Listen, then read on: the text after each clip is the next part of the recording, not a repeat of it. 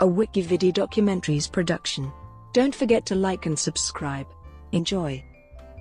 Buffalo, buffalo, buffalo, buffalo, buffalo, buffalo, buffalo, buffalo.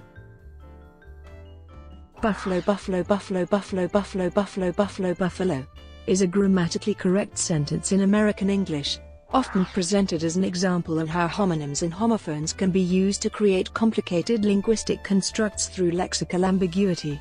It has been discussed in literature in various forms since 1967, when it appeared in Dmitri Borgmann's Beyond Language, Adventures in Word and Thought.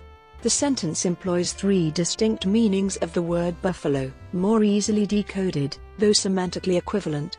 Would be buffalo from Buffalothat, other buffalo from buffalo, bully themselves, bully buffalo from buffalo. Sentence construction. The sentence is unpunctuated and uses three different readings of the word buffalo in order of their first use. These are: the sentence is syntactically ambiguous. However, one possible pass would be as follows: buffalo a buffalone, buffalo a buffalone, buffalo buffalo buffalo a buffalone. When grouped syntactically, this is equivalent to intimidate.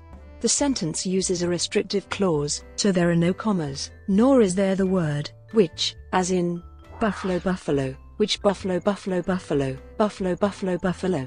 This clause is also a reduced relative clause, so the word that, which could appear between the second and third words of the sentence, is omitted. An expanded form of the sentence which preserves the original word order is buffalo bison, that other buffalo bison bully, also bully buffalo bison.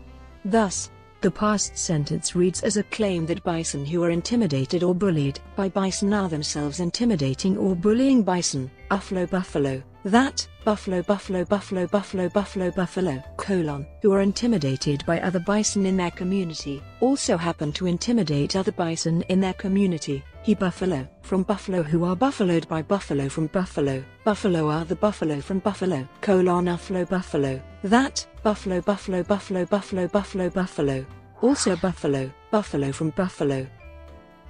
Usage. Thomas Demochko has pointed out that there is nothing special about 8 buffaloes. Any sentence consisting solely of the word buffalo, repeated any number of times, is grammatically correct.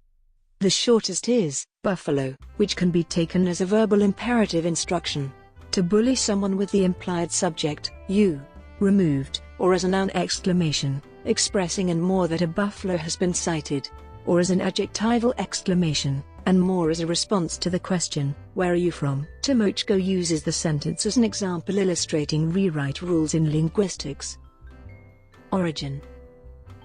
The idea that one can construct a grammatically correct sentence consisting of nothing but repetitions of buffalo was independently discovered several times in the 20th century. The earliest known written example, buffalo buffalo buffalo buffalo, appears in the original manuscript for Dmitri Borgmann's 1965 book Language on Vacation, though the chapter containing it was omitted from the published version. Borgmann recycled some of the material from this chapter, including the buffalo sentence, in his 1967 book, Beyond Language, Adventures in Word and Thought. In 1972, William J. Rappaport, now a professor at the University at Buffalo, but then a graduate student at Indiana University, came up with versions containing 5 and 10 instances of buffalo. He later used both versions in his teaching, and in 1992 posted them to the linguist list. A sentence with 8 consecutive buffalo's is featured in Steven Pinker's 1994 book The Language Instinct as an example of a sentence that is seemingly nonsensical, but grammatical. Pinker names his student, Annie Sengers, as the inventor of the sentence. Neither Rappaport, Pinker, nor Sengers were initially aware of the earlier coinages. Pinker learned of Rappaport's earlier example only in 1994, and Rappaport was not informed of Borgmann's sentence until 2006. Even Borgmann's example may not be the oldest. Computational linguist Robert C. Berwick, who used a 5 buffalo version in a 1987 book, claims he had heard the sentence as a child and had assumed it was part of common parlance. Versions of the linguistic oddity can be constructed with other words which similarly simultaneously serve as collective noun, adjective, and verb, some of which need no capitalization. Brought to you by WikiVidi Documentaries. Would you like to know more?